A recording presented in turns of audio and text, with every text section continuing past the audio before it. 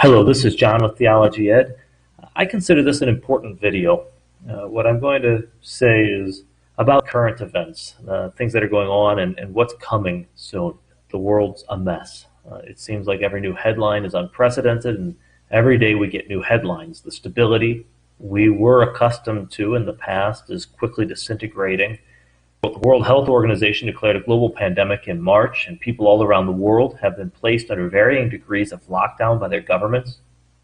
In the U.S., the president and most governors, many governors, I don't know if it's most, have declared states of emergency, executive moves that have suspended many basic rights for Americans, including the right to assemble, which has even involved restrictions on the free practice of one's religion, like going to church or conferences or meeting in a group for a study. And this pandemic, it has been said, has marked a change in human history that will redefine what we consider normal and acceptable behavior. The world, we've been told, will never be the way it was before, when normal human interaction wasn't considered a threatening and dangerous activity. Meanwhile, the U.S. is divided, seeing riots provoked in part by an act of police brutality and public encouragement from not only celebrities, but also from politicians and business leaders. Even perhaps agent provocateurs are involved. There's video evidence of things like that. The president has openly spoken of applying the Insurrection Act of 1807 to deploy the U.S. military on American streets against American citizens in order to suppress insurrection and civil disorder. And all of this is happening while, internationally, tensions are mounting in the Middle East, and also in and around China, with Taiwan and Hong Kong involved. While most Americans are unaware of this, by the time many people will watch this video, things are likely to have progressed, and more unprecedented news will have been and be in the headlines. At this point, it really does seem like anything is possible. In fact, the defund the police movement, of all things, has been gaining traction. And the majority of Minneapolis City Council, for example, the majority of the Minneapolis City Council has committed to dismantling the city's police department, a potential trend that would just make it more likely that the military would eventually find its way onto supposedly under-policed American streets. So the question is, why is all of this happening? One thing has gradually become clearer as we watch things unfold. It's this. The official narratives that we are getting in the news don't seem to make sense of the facts, or they conveniently omit important factors, seemingly to continue with narratives that are incomplete, inaccurate, or so obviously unreasonable and harmful that it is hard to make sense of them without considering the idea that perhaps the narratives are in fact agenda-driven propaganda designed to cause harm, like sinking the economy or provoking civil unrest. Yet at the same time, when we're confronted with bizarre and unreasonably harmful narratives like this, it is natural for us to doubt or question the possibility that something truly malevolent is in the works because, well, first, we can't imagine doing the same thing ourselves. And secondly, the number of people that would have to be in on any plan to do this would have to be so large that it seems inconceivable they could pull it off. It's like a problem with the logistics of doing this. In this video, I'm going to show you that not only is this not impossible, but that it's really happening. And I'm not going to dig things up from the remote, weird parts of the internet filled with unsubstantiated claims to show it. There is, in fact, and there's evidence to prove it, there is, in fact, a large, well-organized, and well-disciplined group of very powerful and influential people who use the cover of secrecy and occult secret societies such as Freemasonry or the Skull and Bone Society to make very specific and ambitious long-term geopolitical plans that they intend to bring about by whatever means necessary, even those that will harm or kill people like us. And they do this as occultists who oddly take seriously things like astrology, tarot cards and readings, ritual magic, and pagan and occult mythology. Sort of like the Third Reich in Germany, under Hitler. It is a bizarre combination of modernity, technology, intelligence, and sophistication, modern sophistication, with what we typically think of as silly superstition and completely implausible and outdated pagan mythology. So first, I'll show you that there are compelling reasons to believe this type of group actually exists. Then I'll show you what they are up to right now and how they have their hands all over the current chaos. Chaos that will not end soon if they have their way, but will get much worse and leave unprepared people in an unimaginably terrible situation, which is why this is so important. The group that I have in mind is an international group of conspirators that matches the description that President Kennedy gave of this group or a competing group like it that was already powerful and influential by 1961, when he warned the press and public that we are surrounded by, quote unquote, a monolithic and ruthless conspiracy that has conscripted vast human and material resources into the building of a tightly knit, highly efficient machine that combines military, diplomatic, economic, scientific, and political operations. Here's what President Kennedy said. The very word secrecy is repugnant in a free and open society, and we are, as a people, inherently and historically opposed to secret societies, to secret oaths, and to secret proceedings. We decided long ago that the dangers of excessive and unwarranted concealment of pertinent facts far outweighed the dangers which are cited to justify it. Even today, there is little value in opposing the threat of a closed society by imitating its arbitrary restrictions. Even today, there is little value in ensuring the survival of our nation if our traditions do not survive with it. And there is very grave danger that an announced need for increased security will be seized upon by those anxious to expand its meaning to the very limits of official censorship and concealment. That I do not intend to permit to the extent that it's in my control. Our way of life is under attack. Those who make themselves our enemy are advancing around the globe. The survival of our friends is in danger, and yet no war has been declared. No borders have been crossed by marching troops. No missiles have been fired. If you are awaiting a finding of clear and present danger, then I can only say that the danger has never been more clear, and its presence has never been more imminent. It requires a change in outlook, a change in tactics, a change in missions by the government, by the people, by every businessman or labor leader, and by every newspaper. For we are opposed around the world by a monolithic and ruthless conspiracy that relies primarily on covert means for expanding its sphere of influence, on infiltration instead of invasion, on subversion instead of elections, on intimidation instead of free choice, on guerrillas by night instead of armies by day.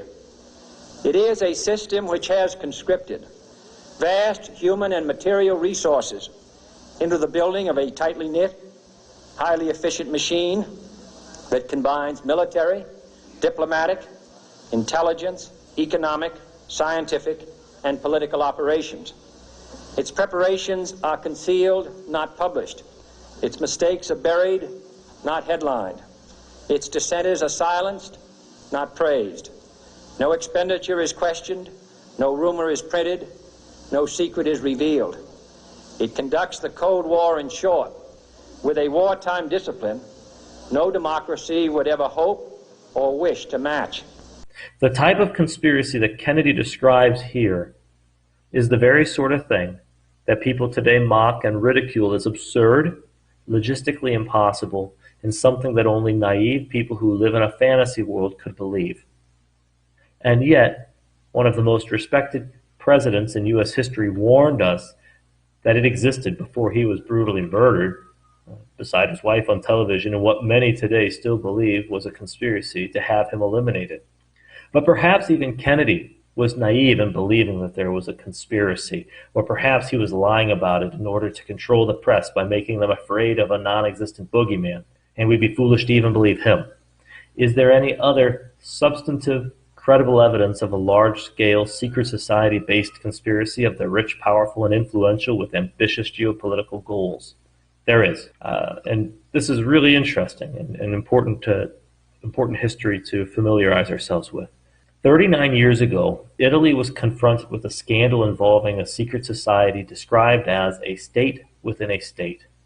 It was discovered in 1981 that the Italian Prime Minister, Arnaldo Furlani, and his coalition cabinet were members of a controversial Masonic lodge called the Propaganda II Masonic Lodge, one of over 500 lodges which had belonged to the Grand Orient of Italy. The discovery that the Prime Minister and cabinet members were members of the lodge happened when police raided the home of Licio Gelli in March, and it led to their resignations.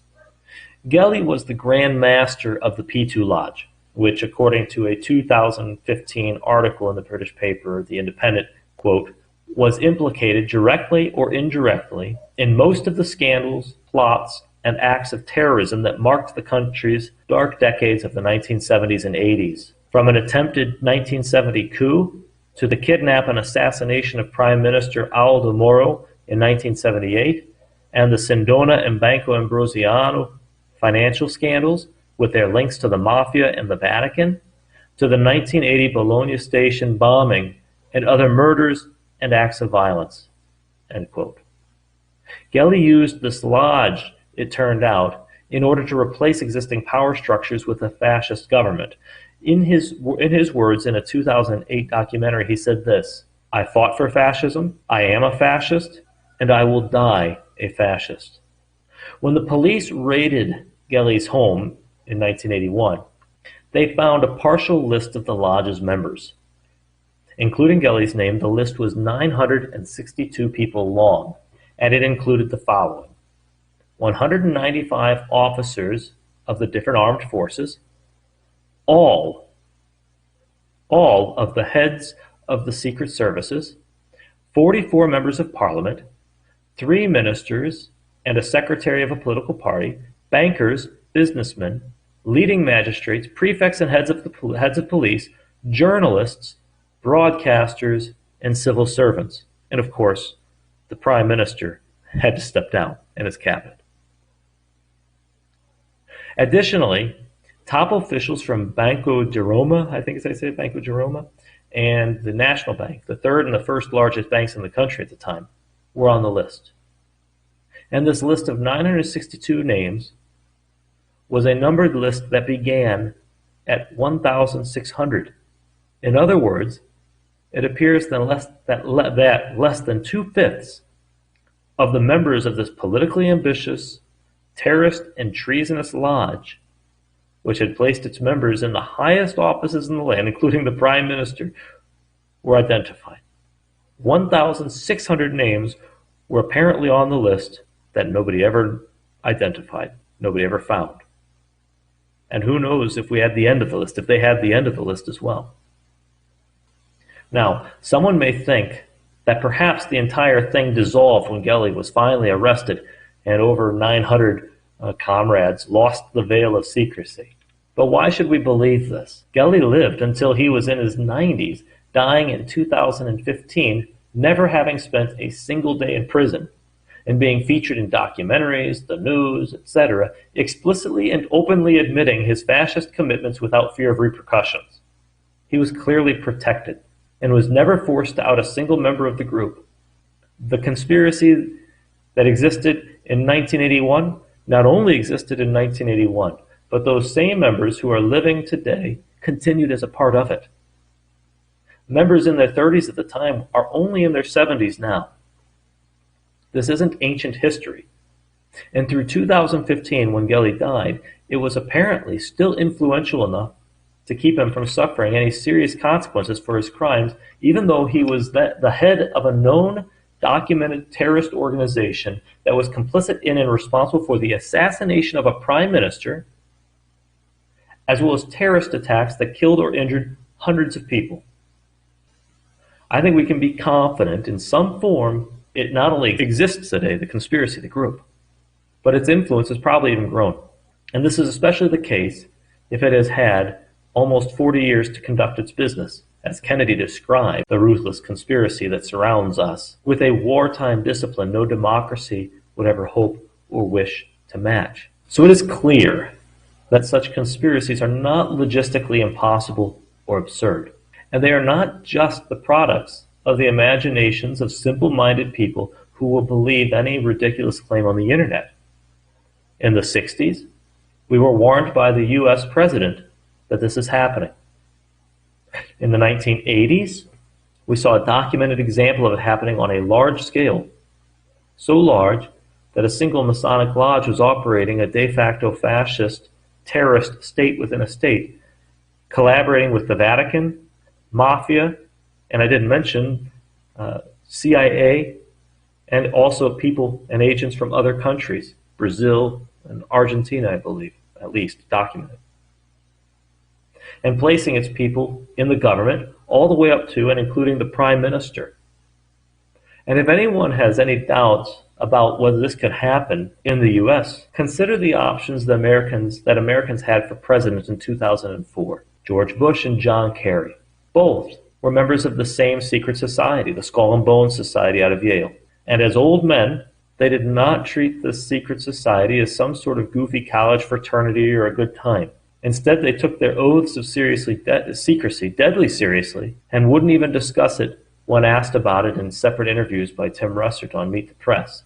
You were both in Skull and Bones, the secret society.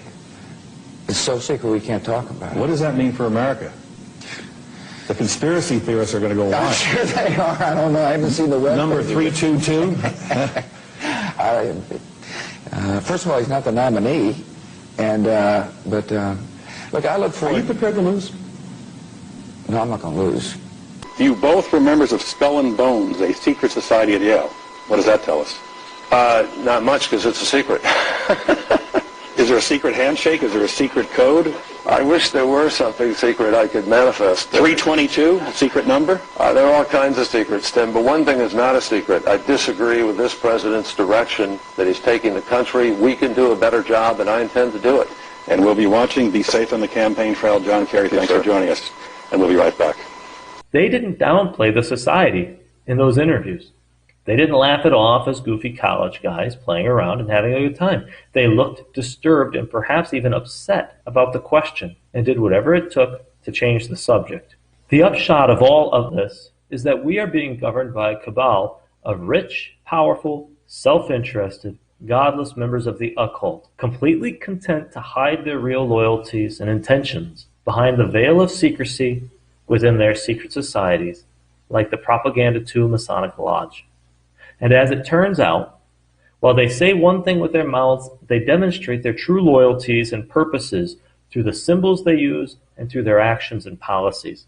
And while it would be fascinating to do a full series in which we try to investigate how these groups operate as far as we can without them opening up about it, my purpose in this video is to discuss something much more urgent and pressing for us all at this point in time, right now, in 2020. The narrative we are being given in the news day after day, hour after hour, is ridiculous. And it is not satisfying to people who want to know what's really going on. So I'm going to skip over unnecessary things about the history and operations of the conspiracies, whatever little I know about them, and move right to discussing what we need to know today to provide the real narrative about what is actually happening.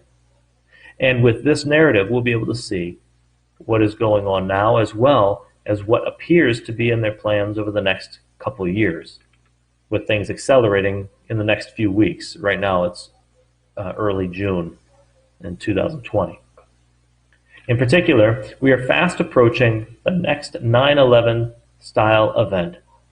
Only this time it will make the September 11th attacks from 2001 look like almost nothing in comparison. These so-called occult elites are all in on their big move to make their new world order take their new world order by force, with the next 9/11, so to speak, just ahead of us, like I've said. They're not only after Italy anymore. They want the world. And if the United States, for example, is culturally and economically an obstacle that stands in the way of their New World Order, they will completely destroy it in a blaze of glory, and that's where they are headed. What I'm going to do now is show you a 7-minute it's an award-winning film, a 7-minute film that was written, directed, produced, and edited by Louis Lefebvre. I believe I'm pronouncing his name correctly. It's French. So, Louis Lefebvre. He's Canadian, but French name. He produced the film in his own studio, Heliofant, which, despite the accolades the film received, has surprisingly only produced one film, this film. While it is only 7 minutes long, it took over 5 years for him to create, and as you'll see, it is different from anything you've seen before. The setting is post-apocalyptic and mythical, drawing on symbolism primarily from ancient Egyptian mythology and the Aleister Crowley-inspired religion called Thelema, though there are also pagan and occult symbols and personages drawn from other quarters of the esoteric world too. For example, Kali, the Hindu goddess of destruction, or symbols that relate to the transition from the age of Pisces to the age of Aquarius, or sort of New Age stuff, and so on. The world depicted is a magical world, but not in the Disney sense. This isn't a cute, enchanted world at all, even though it's an animated film that's a magical world. It is a dark world in which dark magic is being performed, in which spells are cast, demons are summoned. The world is effectively set on fire by hell by way of this magic in order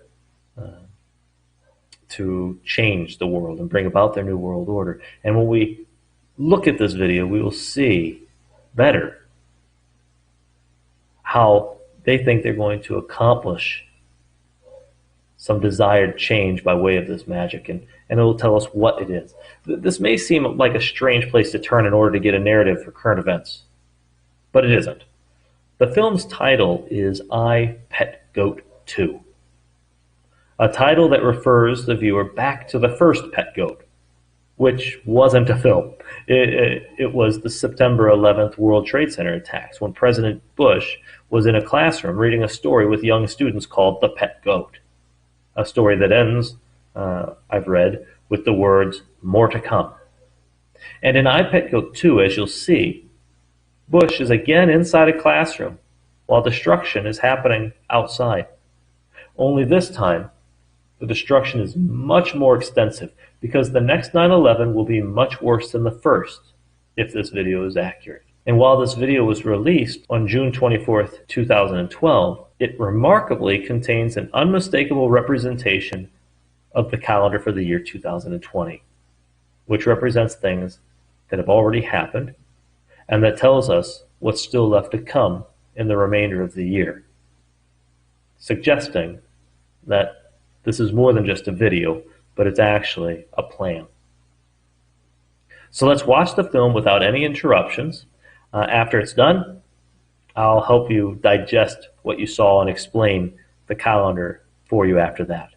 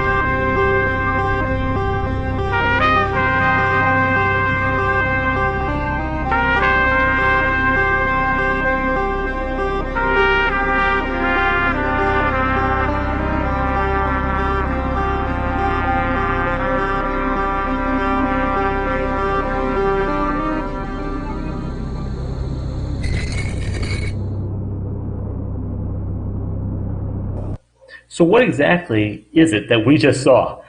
This is a film in which there was almost no dialogue or speaking at all. Bush gave a hint at the beginning that there will be another 9/11 attack by trying to repeat the saying, "Fool me once, shame on you. Fool me twice, shame on me." Fool me once, fool me once, fool me once. Shame on, shame on. Shame on you, shame on you, shame on you. Fool me, take that fool again, take that fool again, take that fool again, take that fool again. And with that exception, any other speaking in the film is so indistinct that if it's there at all, it's not there to be intelligible for the casual viewer.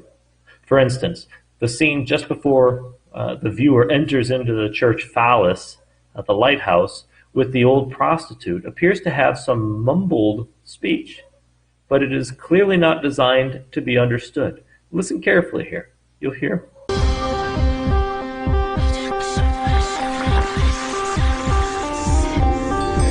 That mumbling, almost murmuring, muttering of something, that mumbling, instead of being intended for our understanding, has a different purpose, clearly.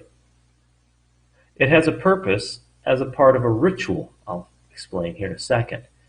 And that really brings us to what's going on in the film.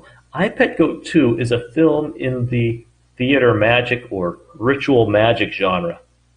Theatrical productions like this are designed to put us in a trance-like meditative state in which we observe and are drawn into an occult act of ritual magic as co-celebrants. Of course, you don't need to be afraid that this is actually what happens. It's superstition. The superstitious intentions of people in the occult don't make a difference to people, to us. This isn't going to change you. By watching a video, you don't become a pagan or an occultist or something crazy. But when we understand the video, we need to realize that what we are watching, when we try to understand the video, we need to realize that what we are watching is ritual theater magic. It's a very ancient practice that was basically resurrected by Aleister Crowley, the founder of the religion Thelema, the religion which is the primary source of inspiration for this film. Ohio State University alum Tracy Tutman, in her dissertation, Theater Magic, Aleister Crowley and the Rites of Eleusis, says that things like rhythmic music and dance are used in theater magic in order to, quote, create within the audience itself an altered state of consciousness, which would make them co-celebrants within the performance ritual. The goal, in part, is, she says, to get the viewers to experience an actual state of ecstasy for self-development. And when viewing theater magic, she explains, and this is important, she explains, there are specific occult motivations for every artistic decision reflected in the actual productions. Thus, the position in which performers are discovered at the opening of every rite is not merely an aesthetic choice, but is also reflective of specific criteria established by Kabbalistic, astrological, or other occult requirements. End quote. When watching ritual magic, we are watching drama that was birthed by occult spirituality, not the other way around. It's not that spirituality is evolving from the performance. This is their religion put into performance to grab people, to bring people in, and to bring about change in the world. That's why it's ritual magic. And this, of course, is what we actually see in I Pet Goat 2. Rather than dialogue, we hear rhythmic music, we watch magic dances, we see invocations, and even seem to hear ritually important formulas muttered under their breath, so to speak. But what are they trying to accomplish through their magic in I Pet Goat 2? What are they trying to do? The foundation of I Pet Goat 2 is laid in the classroom, when the young blonde girl, who Lefebvre calls Lily, a dead giveaway that she represents the demon Lilith, who has magical powers, is operating as the one who is performing the magic. She is shown as the witch or magician in a ceremony, seated in a magic circle, a circle that witches and magicians often draw around themselves when casting a spell or engaged in a ritual, in order to protect themselves from the spirits they summon, and to mark off an energy-filled sacred space from which they can perform their magic with greater effect. In the scene, the bizarre-looking blue, faceless children around her are actually dark spirits that she has summoned, which are doubling as the 12 other members of her ideally numbered coven of 13 witches, including herself. Only one of those other spirits dares come close to crossing over into the protected space of the magic circle, letting her knee cross over into the circle at Lilith's right hand. But the spirit's head is covered in scrapes, and 2 strands of barbed wire directly above the perimeter of the circle make it clear that there's no getting in. Her magical prop in the ritual is an apple that represents the spell that she sends forth into the world, and she lets it roll out of the circle. And we can tell from Obama's response that it's something very frightening. And immediately after showing Obama's terror, we exit the classroom and see the effects of the spell, something that continues all the way to the end of the film, when a large representation of an apple is shown laying against the building in which Kali, the goddess of destruction, is dancing, while she is laying waste to the objects of her wrath in order to make way for this Egyptian-marked Jesus-like character in the boat to come forth into the sun at the end of the film. And of course, he's not representing Jesus, actually. We'll see who he represents in a minute. But what is Kali laying waste to, and who is this Jesus-like character?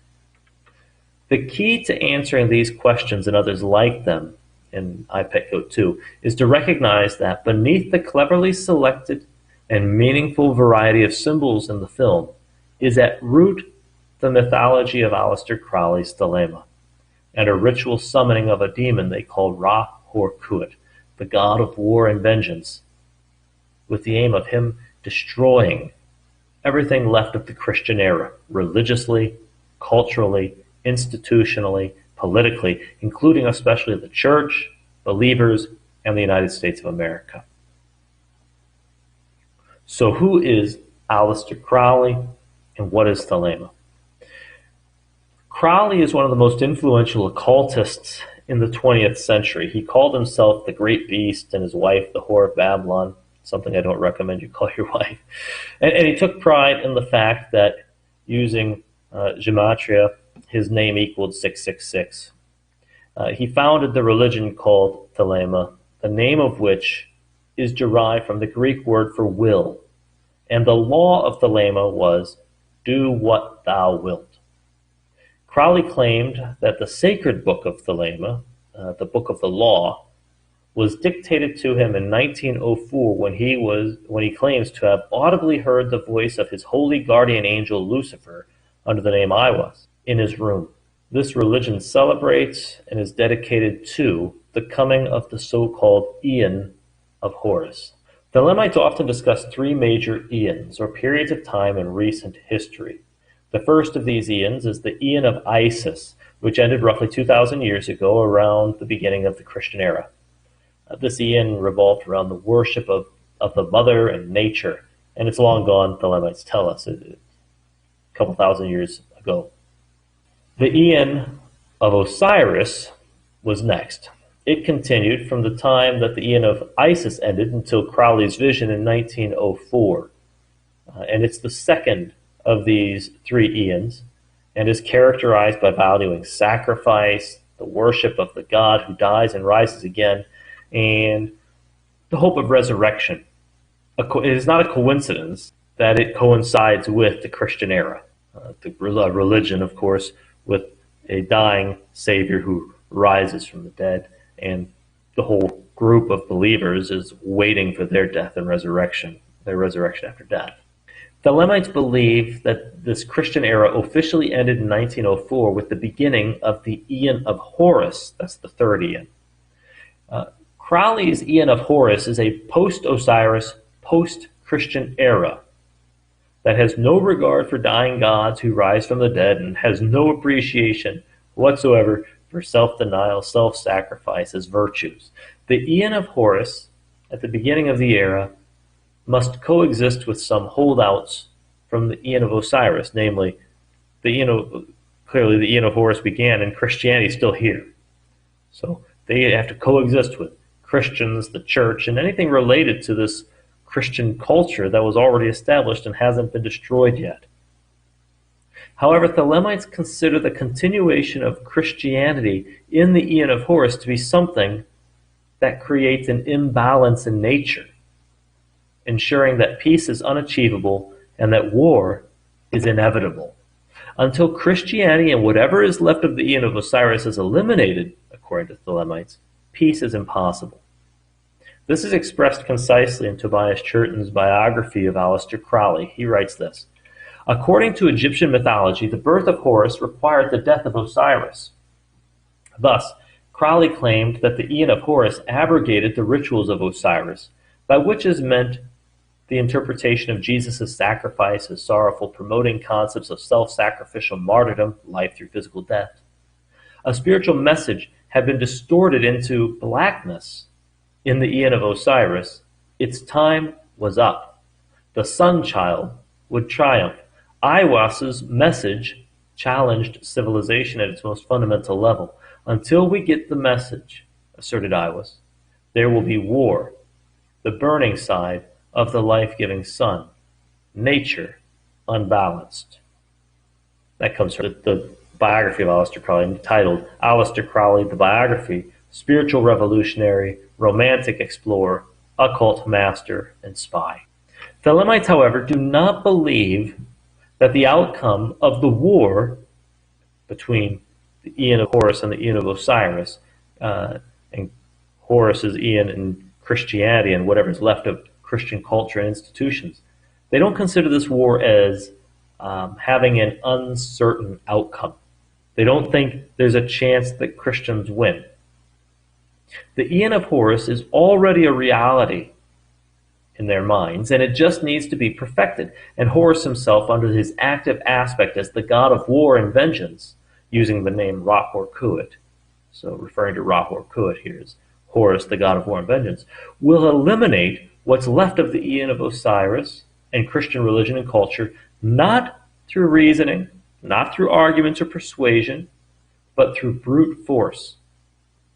In chapter 3 of the Lucifer-dictated Book of the Law, Rahor Quod speaks as the bloodthirsty, brutal, unreasonable, and merciless demon of war that he is. Here's an extended excerpt of what he says. This is the sacred book of Thelema that Lucifer gave to Crowley.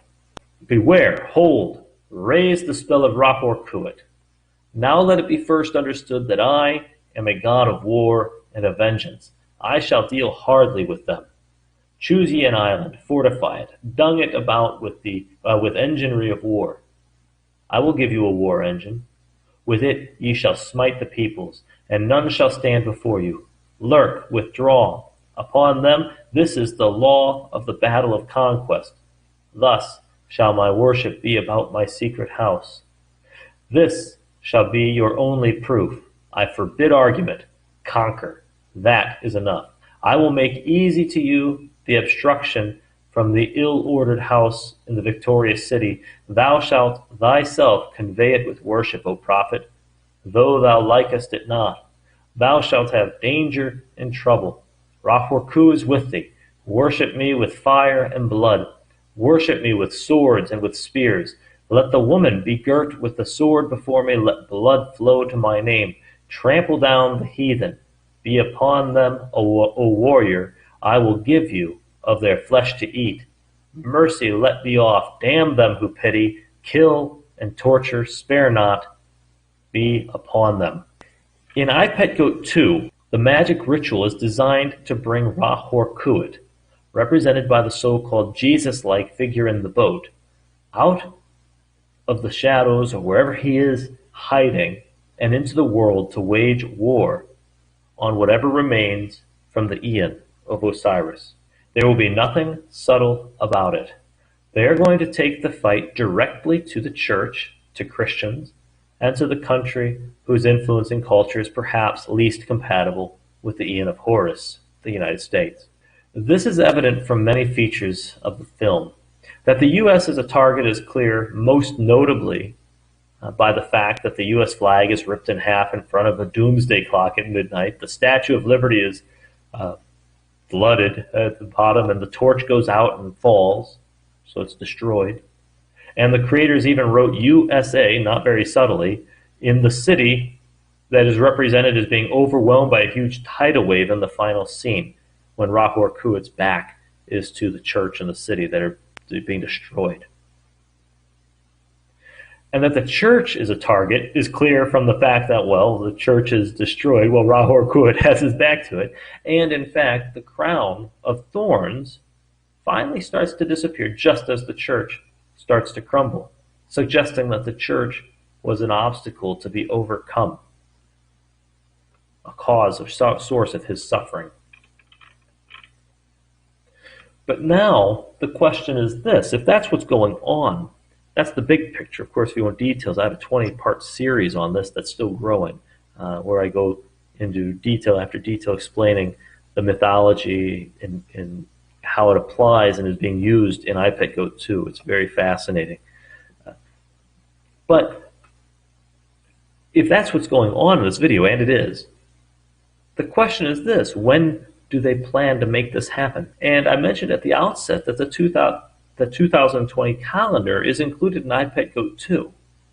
And so now we're ready to take a look at it and to see how this plan began to unfold at the beginning of 2020, but that it accelerates rapidly in July. So take a look here. What you're looking at is a representation of the 12 months of the 2020 calendar. Each of the 12 blue demon children behind Lilith is a month. The heads are made in a moon-like fashion, craters and all, you can see those clearly, to clue us into the fact that we are looking at 12 months of a year. The months go from left to right, like you see, January at the far left, February, March going to the right, and then all the way to December at the very end. In 2020, however, there is a 13th full moon. That just happens to fall on October 31st, so Halloween. As a result, the night of October 31st into November 1st will be the night of the full moon, and that is why the two heads representing October and November are smashed together in the calendar. They represent two full moons separately, and yet they share one as well, and so they're joined. October 31st full moons, of course, are quite rare. There are only 8 or 9 of them, depending on how you count, in the 200-year period from 1900 through 2100. So that this happens this year in 2020 is noteworthy for us. After all, the fact that this extra moon is reflected in this classroom calendar by the conjoined heads supports the claim that this is the 2020 calendar. And in fact, that will be the first of 10 pieces of evidence that I'm going to go over quickly here that, taken together, make it very clear that this is the 2020 calendar. The second piece of evidence is really important. This year, there will be a very rare solstice eclipse on June 21st. This will be an annular ring of fire eclipse, like the one that just appeared on your screen, and it is depicted in the classroom by the central figure performing the magic, Lilith, a white-dressed feminine representation of the moon, who is situated in the classroom between June and July, shown centered in a yellow circle that represents the sun, eclipsing it exactly like an annular eclipse. So right here. The last time there was a June 21st eclipse was in 2001, the first total solar eclipse of the millennium, an astronomical event that was quickly followed by the attacks on the Twin Towers on September 11th. The annular eclipse is an important theme in iPet Goat 2 and is closely associated with the apocalyptic disasters portrayed in the video.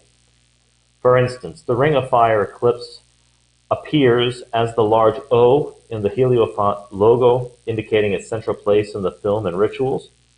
This eclipse takes shape over the Osama bin Laden character when he is praying in preparation for a coming attack. Notice that the moon will not be large enough to block 100% of the fiery sun in this scene, as we would expect from an annular eclipse, as opposed to a total eclipse where the moon would be the same size as the sun. And the eclipse appears above the building that was attacked by bombers in the Middle East. In fact, the iPetGo2 creators even put this eclipse on Obama's cheek with a mole to the side of it, a dot that we also see with the eclipse in the Heliofont logo. The dot from the eye moves over by the O, and on the floor next to the girl, next to the ring around the girl, confirming that she is in fact representing this important eclipse that's being featured in different places in the video. Interestingly, this is the first annular eclipse of the century that will happen between the June and July full moons. And the next one will not happen until 2039, when there will be another June 21st annular eclipse, and that takes us to our third evidence that this calendar is representing 2020. The classroom depicts the eclipse between the June full moon head and the July full moon head, as you can see. So June's here, July is here, and the eclipse is in the middle. This year, the June full moon is on June 5th, and the July full moon is on July 5th, with the June 21st eclipse being between them. In 2021, there will be another annular eclipse in June, on June 10th. But the June full moon will come after it and before the July full moon. So she would be positioned, Lilith here in the calendar, would be positioned in the wrong place on the calendar if the calendar was trying to represent 2021, which again is evidence that supports the idea that this is 2020 rather than some other year with an eclipse in June.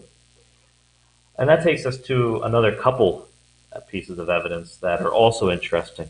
If you look immediately behind the girl, you see a rabbit on the wall. This is a male rabbit, a buck. The full moon in July every year is called a buck moon or a stag moon. This year it happens on July 5th, only a couple weeks after the eclipse. It is for this reason that this buck is portrayed on the wall behind the girl, positioned just above the July child. And we can be sure that it is representing a moon in that position because when the room goes dark, like that, the buck rabbit on the wall stays lit up like the moon in the night sky. This is another important evidence that we have the 2020 calendar, because this is the only June annular eclipse followed immediately by a buck moon that we'll see for a couple decades. But now let's add to this the fact that the June head has a Roman numeral 5 on it, and the July head is being propped up by a Roman numeral 5 shaped arms. You see the V. So you can see the Roman numeral 5s in both of them, the V's. I wouldn't read too much into these V's or 5s if it weren't for the fact that there's already so much evidence that we're in the 2020 calendar here. So I'm not going to linger on the point. But remember, things like this are not accidental in ritual theater films, as we already saw in Tupman's dissertation abstract. And since the full moons in both June and July take place this year on the 5th day of the month, I figure it's at least worth mentioning it that we also have these V's on those 2 months in particular. But now we're going to move to additional evidence that I think is really compelling as well for the 2020 reading of the calendar, but it's based off current events. In particular, the timing of the 2020 pandemic virus and lockdown are remarkably contained with incredible precision in this 2012 film. Notice that barbed wire comes out of the March child and confines the month after it. They look like they're under lockdown, trapped by this fencing, which is an apt way to represent them as confined in their homes, much like the goat here at the beginning of the film, which is behind barbed wire and when he is locked up, suggesting that the events in the film will take place when the people are locked down like the goat or these children months behind barbed wire. So when you're watching the empty landscape throughout the video, for example, you ask, where is everybody? Why is it so empty? iPetGo2 suggests they're behind the barbed wire in varying degrees of lockdown. And when did this lockdown begin? In March. And the key event that led to the entire world being placed more or less under lockdown, something unheard of really in human history, is completely unprecedented, happened on March 11th, when the World Health Organization declared a global pandemic. And so, the barbed wire comes out of March and locks down the children to varying degrees, some months maybe a little more severely than others, through the end of the year. This, to my mind, is a remarkable confirmation that the so-called magic being performed in iPetGoat 2 is actually done by people who are following real plans for what they want to do in the real world and have the influence to do it. After all, this film was created between 2006 and 2012, and it was released in 2012, in June 2012, long before 2020. And while they obviously could have looked up an eclipse date on the internet and known that there'd be an eclipse this June, there was no way for anyone to predict the months and timing of the lockdown if they were out of the loop like us. That knowledge instead would have to come from the fact that this calendar was a plan prepared by the influential occultists in these secret societies who are trying to coordinate and bring about plans of their own, among which plans was a plan to put you and I behind barbed wire, so to speak, years ago in this lockdown. And the plans they have for us are happening right now. And what has happened so far is nothing compared to what's coming. And that's where we're headed here in a minute. But we'll get back to that in just a second after we wrap up looking at the calendar, because there's more to say about the calendar. Now, of course, if the barbed wire represents the lockdown, the obvious question is, well, what about January? It's behind barbed wire too, and that was before the World Health Organization declared a pandemic in March. So what's the significance of that? This, in fact, actually leads us to two additional evidences that the calendar is, in fact, 2020. If you look closely at January, it is marked with a yin-yang. This is a common symbol associated with the Far East, especially China, and with the Chinese New Year. China follows a lunar calendar, and most years the Chinese New Year happens in February. In 2020, however, it happened in January, and this, incredibly, is also on the calendar, the yin-yang representing the New Year, the Chinese New Year, in January this year. And even more interestingly, China was where the pandemic began. And while the rest of the world was going about business as usual in January, China was under lockdown that month, even canceling New Year's celebrations due to the novel coronavirus. And so the Chinese symbolism on January on the calendar is additional evidence that the calendar is 2020, since the Chinese New Year was in January, and it was part of the occult elite's plans for China that the country would have to be the one that would deal with the coronavirus first, before the rest of the world starting its lockdowns in January. Another evidence that this is the 2020 calendar comes from April. First, and notice the barbed wire is doubled up on April. That, as we already know, has an application to preventing the demon from entering the magic circle. But insofar as it represents the lockdown, notice that April seems to get the strictest lockdown, or at least seems to be the month when the child is least accustomed to the lockdown and the rules had to be strictest to ensure compliance. As it turns out, post-buck moon July, so after the buck moon in July, you also get a strand of barbed wire in the face, perhaps indicating another period of a bit stricter lockdown than we're seeing this month.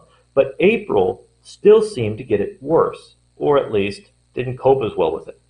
So even the intensity of the lockdown in April is represented on the calendar here, which of course is really interesting and very hard to believe is a coincidence that all this lines up. And finally, for now, I'll show one more evidence that we're in the right time period. We saw both Bush and Obama in the classroom already, but neither of them will be president when the events in this calendar happen. That is, when the second 9/11 happens. Who will be? Well, if it's this year, it appears it'll be President Trump. He is represented as one of the demons Lilith summoned, believe it or not, giving additional confirmation that the calendar we're looking at here would happen during his presidency. He is March. Take a look at the March demon's hair, for example, combed over from the left to the right like Trump's. And this demon child is sitting in the characteristic way that Trump sits all the time. It's sort of his distinctive way of sitting. I didn't have to search long and hard for these pictures. I just did an image search for Trump sitting, and I had my choice. I could have picked more pictures like this. This is how he sits. And that's just one evidence that Trump is in the video in iPetGoat 2. For those who take the time to watch the iPetGoat 2 Explained series on my channel, Theology Ed, you'll see again that his name even appears in the film. So as you can see, you are looking at the 2020 calendar brought to you by the occult elite, as they envisioned it years ago in 2012. And you can see from this that the narrative we're being fed in the news about the lockdown, well, it isn't even close to true. This is a planned first step to put us where they want us when they begin to carry out more significant attacks, namely under lockdown and comfortable having even our most basic liberties taken without second guessing it. Like the goat here, who looks sort of nonchalant when he sticks his head out of the shed. He isn't kicking, panicking, he doesn't even look afraid. That's just how he lives, sort of like how we are getting used to the new normal they keep feeding us. They're even telling us it's normal, so we get adjusted to it. And it's in this state that the world will be when they will bring worse chaos to the world, leading to their planned end of whatever is left of what they call the Aeon of Osiris, including Christianity, Christians, the US, among other things. But if they've given us a calendar in the classroom, do they also tell us when these things start to change?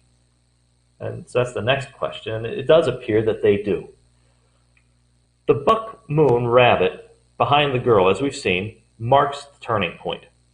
The eclipse, represented by the girl and appearing repeatedly in iPetGoat 2, is ritually important in the film, but it isn't clear to me that any major events happen on the June 21st date. It is the focal point of the magic ceremony, so to speak. So for instance, the girl representing the eclipse is the witch or magician in the performance ritual. And the Bin Laden character, who is shown beneath the solar eclipse as it begins, isn't blowing things up yet. Instead, he's praying, calling upon the gods or demons to give him success at the appropriate time. He's also wearing a CIA badge. Of course, there's a chance it'll be a bloody ritual. I'm not a prophet or anything. I'm just trying to interpret their film here. And so far as I can tell, June 21st is only ritually important to them, like in 2001, when the eclipse happened in June, but the attack happened in September. The buck moon, however, is different from the eclipse on the calendar. While the buck moon may also be ritually important, we do see actual changes associated with the timing of the buck on the wall. So when you look at the calendar, you see before the buck, to the left of the buck rabbit, the grass is well kept and orderly. After the buck, to the right, the vines are wild and chaotic, and the rabbit is looking angrily towards the months in front of the ivy, July through December. And when we go out of the classroom, we see the buck moon looking over desolations. For example, in the clouds over the second 9/11 here, the scene with shark-like cliffs resembling tidal waves coming at Manhattan Island, a man committing suicide by jumping into the water after being stranded on an island, and more, we see an unnaturally white and bright nighttime cloud as though the moon is behind it, with ears like a rabbit. But it's in the embrace of a cloud representing a demon with its arms around it. In the summoning ritual, they seek to make demons submit to their will. That's how this works. And it appears that their will is that the demons take hold of the buck moon on July 4th, 5th. We also see a second representation of the buck rabbit moon in the cliffs, where we see a moon with legs and two rabbit ears cut into the cliff above it, making it look like the buck moon is again looking down over the disasters. Accordingly, just as he is looking down over the second half of 2020 in the classroom, he is outside the classroom looking down from the sky and from the cliff, presumably over the same period of time, when it seems many or most of the disasters in the film happen, such as the division of the U.S., probably through civil unrest and the government clamping down on it hard, indicated by the flag being torn in half, or the flooding, either literal or metaphorical, of the U.S. through what seemed to be natural disasters or through a de facto loss of all liberties, the sinking of the U.S. economy and the market plunge, things we see reflected from the TV in the boys' eyes, and a war in the Middle East. It seems there are plans as well that we will see increased tensions and conflict in East Asia during the time, perhaps between China and Hong Kong or Taiwan, or even on the Korean Peninsula, somehow involving one or more of the Asian tigers.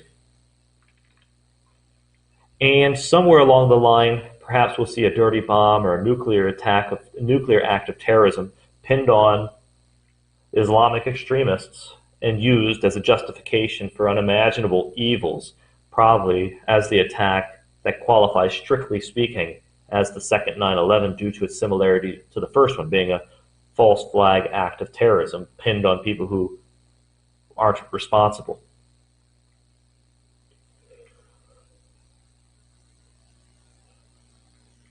And all of this takes off in the second half of 2020, beginning ritually on June 21st, and in more concrete ways very soon after that, with a period of chaos on earth, persecution of Christians, war in the Middle East, unprecedented division in the U.S., global economic hardship, terrorism, and no doubt events that will appear like natural disasters such as earthquakes, floods, storms, and perhaps even tsunamis, who knows, all designed to break us psychologically so that we abandon our confidence in existing systems, in Christianity, in existing social institutions, and yield finally to the new way of life in their satanic Eon of Horus, or in their New World Order.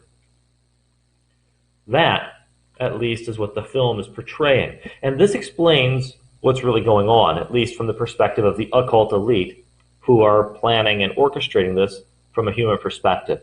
But this isn't happening because of these occult elites' plans, ultimately. They have no more power over you, me, or the world than a single ant does, without God giving it to them for some good reason. And so, if we are truly on the verge of seeing the final events of the apocalypse before the millennium, this is happening because it is the wrath of God on a wicked world. And if we're not in union with Jesus Christ, and if we haven't turned from sin to trusting in Him alone for our salvation, then we're the enemies of God, according to Scripture, and there is no hope that we would be able to resist and survive the judgment of God. Our only hope is to hide from God's wrath in the mercy and compassion of His divine Son, Jesus Christ, who died and rose so that we, sinners like us, can be saved. That said, how bad will all of this be for the United States? If you take some time to watch my series on iPet Goat 2 on my channel, you'll see that the creators of the film treat the United States, along with the Roman Catholic Church, as the biblical whore of Babylon that will be utterly and suddenly destroyed in such a terrible way that God commands people in Scripture to get out in Revelation 18.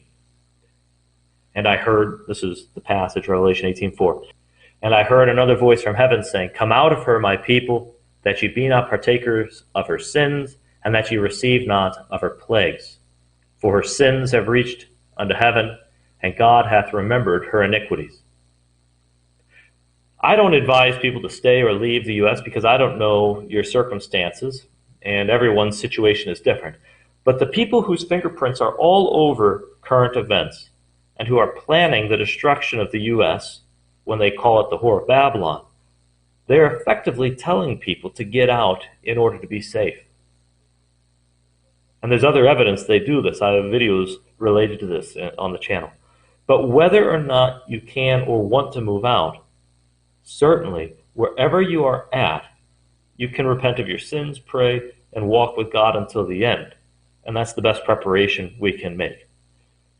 All right, thanks for watching. Like, subscribe, share the video, get the word out, and may God have mercy on us. Take care.